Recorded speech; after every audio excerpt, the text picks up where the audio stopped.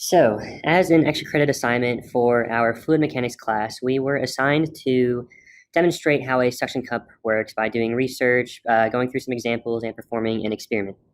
So the first thing I will do is kind of explain how a suction cup works. So take this pencil, for example. So this pencil is subjected to atmospheric pressure all around its surface.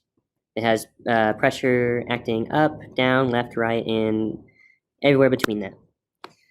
The atmospheric pressure is uniform across the entirety of the pencil surface, and because of this, the pencil is not subjected to any unusual movement. So the only thing that is going to cause the pencil to move is going to be due to gravity or due to external forces such as me picking it up. Now take a look at the suction cup. So say you have a suction cup and you are pressing it against a mirror. So whenever you push the suction cup against the mirror, the air that is inside this section between the mirror and the suction cup is going to be pushed out from the sides. And because of this, it's going to cause a sort of vacuum in that area, which essentially means that the pressure inside there is going to be equal to 0. So now you still have the atmospheric pressure acting on the outside of the suction cup, which the atmospheric pressure is going to be equal to 14.7 pounds per square inch. So now that you have only pressure acting on one side of the suction cup, this is where the suction cup effect comes in. So there's no pressure on the inside of the suction cup pushing it off of the mirror, so it is going to essentially stick to the mirror. And there is an equation to figure out the strength of the suction cup, which you can see right here is going to be F equals P times A, where F is the max amount of force, the max strength that the suction cup can withstand.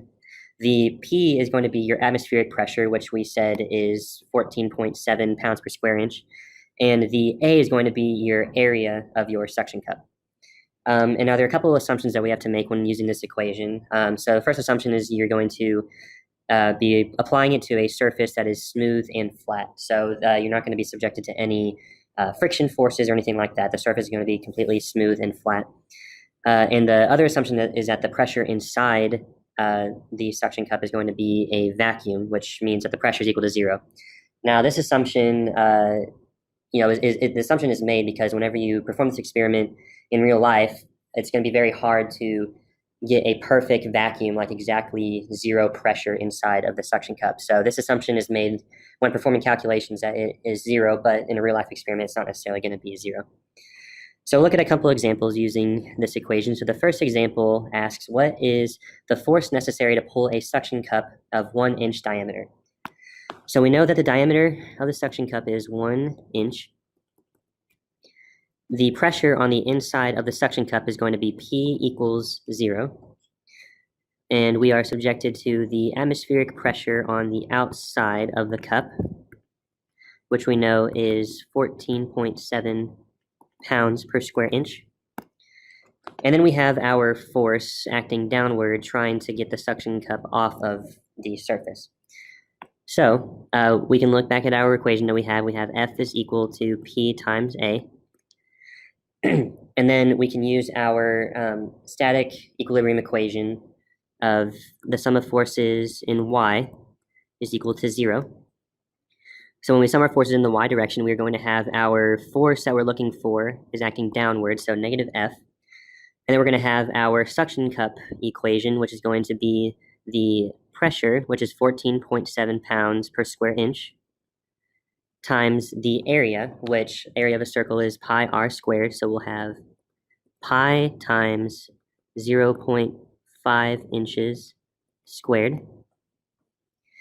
And then we can take our F and move it on the left side of the equation, and we can multiply out the right side of the equation, and we will get that F is equal to 11.545 pounds. And so what this answer is telling us that the suction cup can withstand a force of 11.545 pounds, pulling it away from the surface before the seal is going to break and air is going to come into that vacuum, and it's gonna break off of the surface. Then our second example, it asked, what is the cup size necessary to hold the weight of a 200-pound person? So in this example, we're already given our force is going to be 200 pounds. Now we have the atmospheric pressure acting on the outside of the suction cup, which is 14.7 pounds per square inch. The pressure on the inside is still equal to 0. And then what we're looking for in this case is going to be our area. So we have our suction cup equation, which is F is equal to P times A.